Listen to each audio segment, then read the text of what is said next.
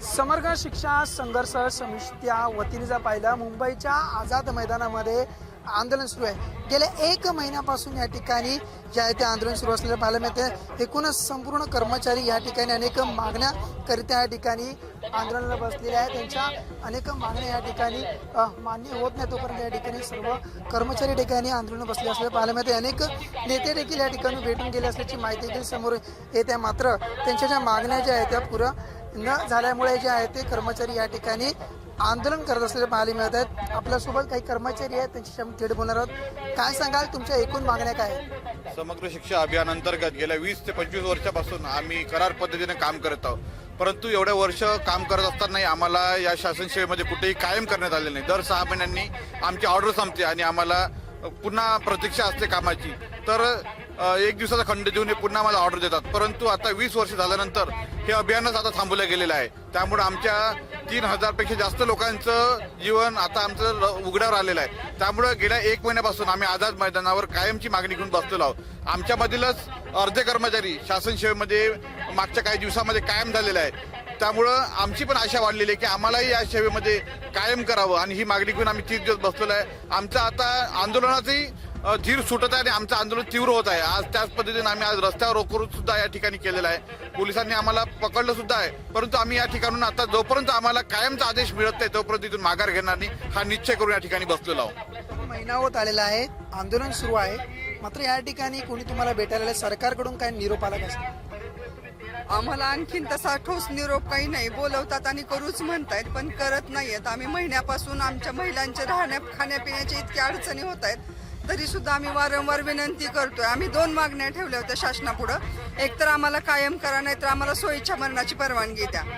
जर कायम करत नसतील तर आम्हाला खरंच सरकारने सोयीच्या मरणाची परवानगी द्यावी। आम्ही इथंच प्राण सोडू आमचे, कारण 25 वर्ष आमच्या उमेदीचा काळ आम्ही ह्या अभियानामध्ये घातलेला आहे आणि आता आम्ही दुसरीकडे कुठे नोकरी करण्याच्या लायक राहिलो नाही। जे शिक्षक 24 वर्ष नोकरी करतात, 12 वर्ष नोकरी करतात, त्यांना प्रशिक्षण देण्याचं काम आमच्याकडे आहे किंवा शासनाच्या सर्व योजना आमच्या मार्फत ग्राउंड लेवलला राबवल्या जातात आणि हे काम करणारे लोक आम्ही कंत्राटे की 25 वर्षापासून कंत्राटीच आहोत आणि आता 1 महिन्यापासून संघर्ष करतोय, तरी शासन आमच्याकडे दुर्लक्ष करते।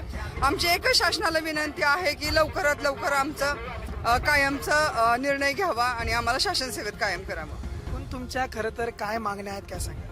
आम्हाला शासन सेवेत कायम करावं, कारण आम्ही जवळजवळ 20 ते 25 वर्षापासून या ठिकाणी कंत्राटी पद्धतीने काम करत आहोत आणि आमच्यातले 50% लोक हे कायम केलेले आहेत आणि आता आम्हालाही कायम करावं। काही लोकांच्या सेवा फार कमी राहिलेल्या आहेत, काहींच्या 4 महिने 5 महिने, काहींच्या 1 वर्ष, काहींच्या 5-6 वर्ष, असे फार कमी लोक आहेत की ज्यांच्या सेवा कमी झालेल्या आहेत। तर माननीय मुख्यमंत्री साहेबांना मी फक्त हात जोडून ही विनंती करतो की आमच्यातले जे काही उरलेले 50% समग्र शिक्षा अभियानाचे कर्मचारी यांना लवकरात लवकर आम्हाला कायम करावा आणि आम्हाला न्याय द्यावा अशी मागणी करतो।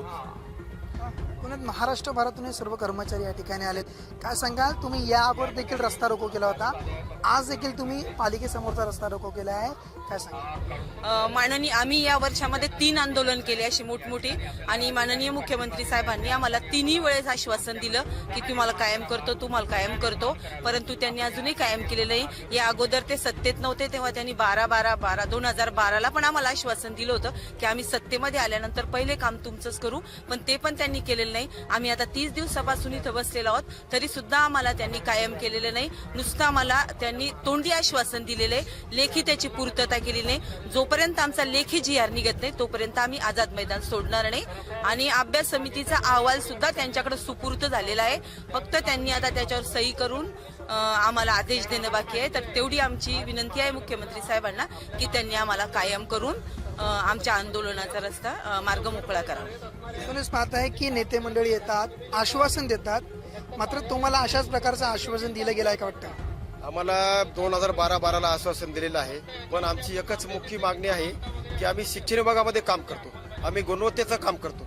त्यामुळे आम्हाला गेली 20 ते 25 वर्षापासून आमची मुख्य मागणी आहे की आम्हाला कायम करावं। आमच्यामध्ये 257 कर्मचारी शासकीय सेवेत असताना मरण पावले। कालचे 31 मार्चला आमचे 15 कर्मचारी रिटायर झाले। मला सांगा, एवढी सेवा करून, एवढं शिक्षण विभागामध्ये आम्ही चांगलं काम करून, आम्ही गुणवत्ता देऊन शासन आमची दखल का घेत नाही? मला सांगा, CMच्या टेबलवर आमची फाईल आहे, फक्त कॅबिनेट बैठक घेऊन आमचा निर्णय जाहीर करावा। आणि आम्हाला GR काढावं, मग आम्ही आंदोलन, तोपर्यंत आमचं आंदोलन उठणार नाही या ठिकाणी. अगदी शेवटचा प्रश्न तुम्हाला विचारतो, काय सांगाल? तुम्ही मागणी केली आहे, पत्रव्यवहार देखील केलेला आहे, मात्र सर्व तुमच्या मागण्यांकडे सरकार हे दुर्लक्ष करू पाहते का? तेच आमच्या सर्व मागण्यांकडे दुर्लक्ष करत आहे. तर आम्हाला मुख्यमंत्री साहेबांना हीच विनंती करायची आहे की आम्ही 25 वर्षापासून सेवा दिली आणि आता आमचं वय उमरठ्यावर आलेलं आहे आणि आता समग्र शिक्षा अभियान हा बंद पडत आहे. आमचं खाण्यापिण्याचं पालनपोषणाचा प्रश्न आता उपस्थित झालेला आहे आणि उघड्यावर पडलेलं आहे आमचे लेकरं. तर आम्हाला लवकरात लवकर बस श्रेणीप्रमाणे निर्णय घेऊन कायम करावं हीच त्यांना विनंती करत आहे. महिना होत आलाय, तुम्ही आंदोलनाला बसलात, सरकार या तुमच्या आंदोलनाकडे संपूर्ण दुर्लक्ष करू पाहतंय का? तुम्ही रास्ता रोको केला की संपूर्ण घटनेकडे सरकार जे आहे ते दुर्लक्ष करतंय का? काय वाटतं? नक्कीच सरकार या ठिकाणी याच्याकडे दुर्लक्ष करत आहे. महिनाभर आम्ही आंदोलन केलेलं आहे, या ठिकाणी उपोषण केलेलं आहे. अनेक लोक आमचे दवाखान्यात भरती झालेले आहेत, 4 लोक आमचे ICU मध्ये भरती झालेले आहेत. परंतु या 30 दिवसामध्ये शासनाचं कुठलंही शिष्टमंडळ आम्हाला भेटायला आलेलं नाही आहे, कुठली त्यांनी आश्वासन दिलेलं नाही आहे, कुठली दखल या प्रकरणाची घेतलेली नाही आहे. आम्ही त्यांना वारंवार जाऊन भेटतो, अधिवेशन सुरू असताना आम्ही CM साहेबांना 2-3 वेळा भेटलो, पण तुमचं काम करायचं आहे एवढंच ते उत्तर देतात आणि त्याच्यानंतर कुठली कारवाई ते करत नाही. आता पण आम्ही आज सुद्धा कॅबिनेट बैठक असताना आम्ही त्या ठिकाणी वाट पाहत राहिलो की आमचा विषय या ठिकाणी येईल का, परंतु त्याची कुठलीही दखल शासनानं घेतलेली नाही आहे. निव्वळ आमच्याकडे दुर्लक्ष करण्याचं काम शासन करीत आहे. आम्हाला या आंदोलनाच्या माध्यमातून हेच सांगायचं आहे की शासन आम्ही वाट पाहत आहोत. आता आम्हाला इथून जोपर्यंत आम्ही कायमचा आदेश घेतले तोपर्यंत जाणार नाही, हा निर्धार आम्ही या ठिकाणी केलेला आहे. नक्कीच पहिलं समग्र शिक्षा संघर्ष समितीच्या वतीने 1 महिन्यापासून खरं तर आझाद मैदानावरती जे आहे ते उपोषण आंदोलन सुरू असल्याचं पाहायला मिळत आहे. मात्र याकडे सरकार जे आहे ते दुर्लक्ष करू पाहते. मात्र जोपर्यंत आमचा निर्णय होणार नाही तोपर्यंत आम्ही इथून हलणार नाही असा देखील येथील आंदोलकांनी निर्णय घेतला आहे. Cameraman Jitesh Nagodkar, Avinash Mane, LS Marathi, Mumbai.